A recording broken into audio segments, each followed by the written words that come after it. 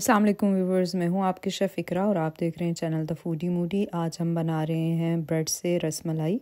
सबसे पहले मैंने ले लिया एक पैन और उसमें ऐड किया हाफ़ kg मिल्क। जब उसमें थोड़ा बॉयल आ जाएगा तो इसमें 3 अदद आपने ग्रीन इलायची शामिल कर देनी है और साथ ही आपने ले लेना है हाफ़ कप वॉलनट्स, क्रश्ड हुए वॉलनट्स, और हाफ़ कप ही क्रश्ड हुए हुए आलमंड्स, और कोई भी जो भी ड्राई फ्रूट आपको अच्छा लगता है, पिस्ताचू भी आप इसमें ऐड कर सकते हैं, जो भी आपके पास अवेलेबल है। ये डालने के बाद आपने इसे मिक्स करना है और फिर आपने इसमें डाल देना है 2 टेबलस्पून शुगर आप कम या ज़्यादा कर सकते हैं। अगर ज़्यादा मीठा लाइक करते हैं तो थोड़ी ज़्यादा भी डाल सकते हैं।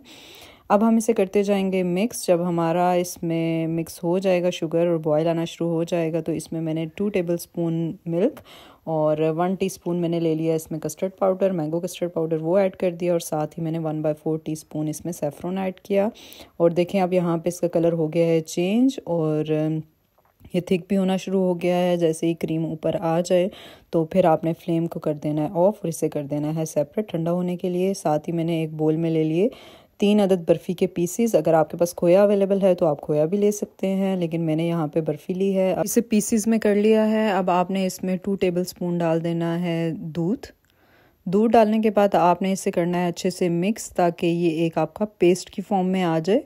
और यहाँ पे देखें हमारा ये पेस्ट फॉर्म में आ गया है। अब हम इसमें ऐड करेंगे 2 टेबलस्पून ही क्रीम। घर की क्रीम भी यूज़ कर सकते हैं और पैकेट की क्रीम भी आप यूज़ कर सकते हैं, जो भी आपके पास अवेलेबल है। और इसे अब करेंगे अच्छे से मिक्स और हमारा पेस्ट है रेडी। यहाँ पे मैंने ले ली एक ब्रेड और उससे रोलिंग पिन से मैंने थोड़ा सा किया फ्लैट।